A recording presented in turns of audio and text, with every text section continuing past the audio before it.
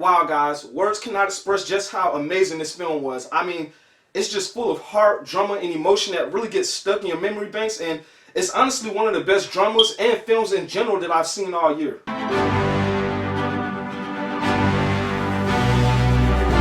Hey, what's up, guys? It's Jakeem the Nerdy Python coming at you with yet another movie review. So, guys, I went and saw Queen and Slim with a friend last night and was not disappointed. It was everything I expected to be, and honestly, what drew me into this film was Daniel Kaluuya himself, because I enjoy all the few roles I've seen him in and believe that he's a very massive talent. But also the fact that he'd be starring alongside the gorgeous, beautiful, sexy Jodie Turner-Smith as his couple on the run from the law also played a huge role in that as well. So Queen and Slim is the latest Bonie and Clyde type film directed by Melinda Masukis and stars Daniel Kaluuya and Jodie Turner-Smith as this couple that ends up meeting under the most unlikely of circumstances. Right after their very first date, they end up getting stopped and pulled over by a cop and get into this altercation that ends so terribly that they pretty much have to go on the run. There's so many things to take away from this film, both good and bad. Everything from the unlikely union of these two totally different people to the very realistic take on how African Americans are sometimes treated by law enforcement, which only added to the already serious tone of the film. Daniel Kaluuya as Slim was amazing, and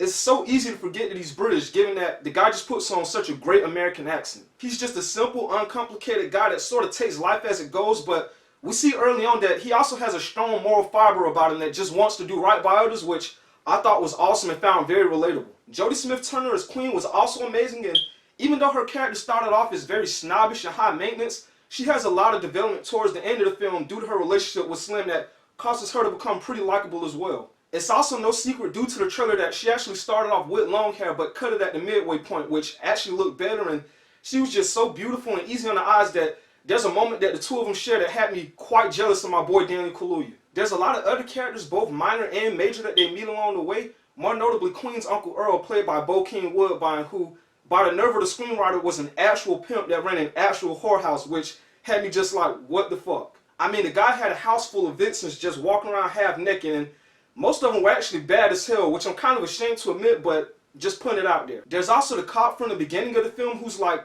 the hugest dick ever and the purest example of why so many people hate him now, and I'd be really surprised if any cop goes into this film without feeling completely disgusted. In regards to the cinematography, this film was so visually appealing and mostly involved these very wide open shots of the southern US as Queen and Slim traveled from one state to another. I distinctly remember these very deep and open skies overlooking large stretches of lands, which really offered a hint of serenity in an otherwise chaotic tale, and more times than not you could actually see this mood reflected in the two main characters. In spite of how serious this film is, there's also a lot of humor and more than a few characters that add to that, like this father and son duo that they meet at a restaurant. The guy's calling his son's mom a bitch right in front of him, and the kid's replying by saying, "Don't you call my mom a bitch," and they're sitting there going back and forth about it for about 2 minutes like they're the same age, which I just thought was completely hilarious. There's also the dysfunctional relationship between Queen's Uncle Earl and his top bitch, so to speak, as they sort of argue and talk down to each other, knowing good and well that neither of them are shit, which is so funny and very real for those kind of couples. There's even some funny dialogue between Queen and Slim themselves, like the part where they're eating and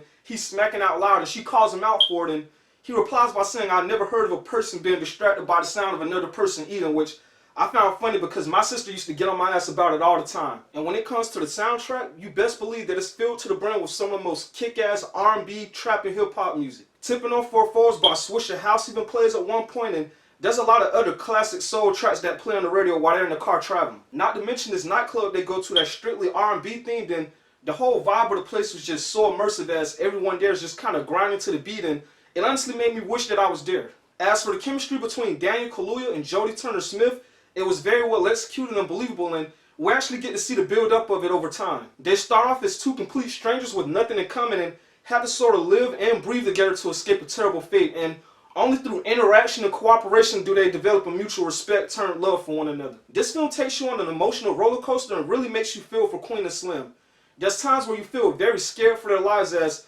they're like a millisecond away from being discovered and potentially killed, and there's this one moment in particular where they have no choice but to do something that's going to cause some physical pain, and you're just like,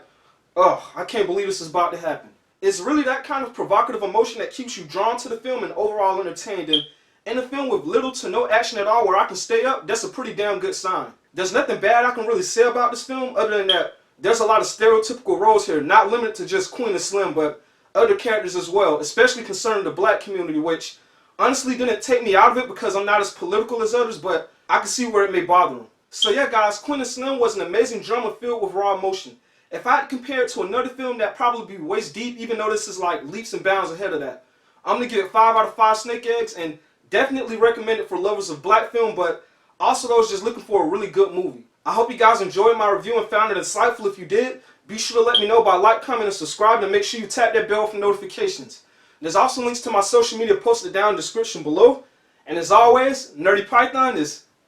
out of here.